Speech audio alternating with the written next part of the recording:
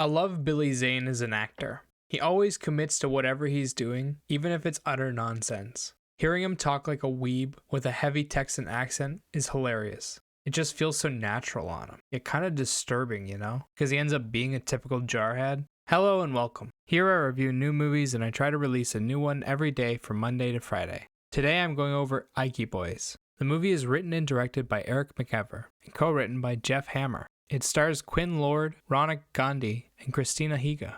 Ike Boys is a fantasy story with coming-of-age elements to it. The visuals are interesting with lots of energy to the camera work and creative shots. Music is also a defining feature of the film, leaving its mark on almost every scene, and the story is interesting, but a little trope-heavy. The film follows an anime movie that is released in 1972 by a Mr. Ogata.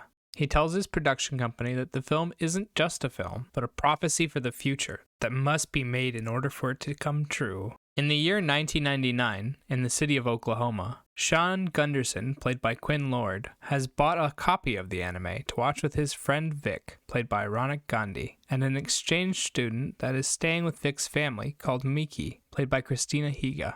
After watching the anime, the three gain new and terrific powers. Also, a doomsday cult starts to terrorize the city. Can the three of them find the strength to overcome this great evil? The soundtrack is fantastic. As I said earlier, it's present in almost every scene, and it's used to accentuate even the smallest of moments. I remember this one scene where Vic is discovering his new body after watching the anime, and the instrumentals in behind him reminded me of old cartoons. I enjoyed how cartoonish it actually ended up feeling. There's original music of all different kinds, and some songs that even sound like they might have been made for the film. Ike Boys sounds good, and the soundtrack is memorable. The cast does a good job of playing their roles seriously, despite the campiness of the dialogue and story. It would have been really easy to phone it in, or give a forgettable performance, but all of the adults in the cast commit hard. The teenage leads are a little awkward, but are true to their roles. Billy Zane as Sensei Newt was easily my favorite performance of the film. His character is wacky and ridiculous, but also a ton of fun. His accent is so over the top that it sounds a little like an impression, and the way he overemphasizes the Japanese words in his thick accent is just perfect.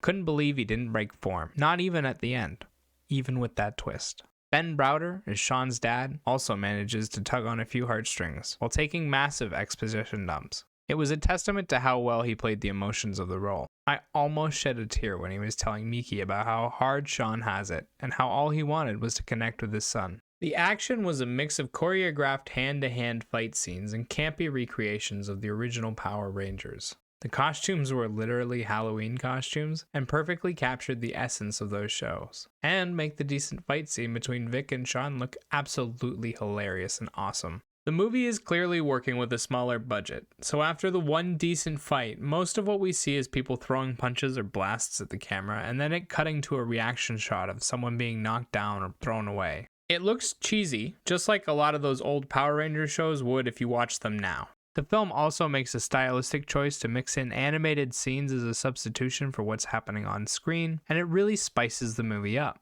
It gives off a neat fusion feel, while allowing them to do some higher quality sequences as well. I've said the word campy a few times already in this review, but it's because I can't reiterate enough just how campy this film feels. The story, dialogue, and characters all feel like they were created as an homage to a bygone era. It works for a kid's story, but for adults, this film might be a little more challenging to sit through. The writers jam-packed 4 different storylines into an hour and a half, and it gives the film a very rushed feeling. None of the stories get the time they deserve, and we spend a lot of time on exposition dumps and side stories that don't seem that important to the outcome. The characters end up feeling like underdeveloped stereotypes that aren't very interesting. Their motivations aren't that clear, and the few decent moments we get in the film are underscored by how unearned they feel. For example, Miki is supposed to like Sean and Vic by the end of the film, but I still don't understand why. We only see 2 or 3 scenes of them hanging out together, and Vic and Sean are fairly awkward around her in all of those scenes. Why would she feel some great connection towards them? It just doesn't make sense, and there's a lot of moments like this in the film. Moments that feel unexplained or unearned, like they're just trying to make a joke out of a cliche. I like what the film is trying to do, and I think it works on a lot of levels. Just wish that they had spent more time showing me their motivations. 6 out of 10.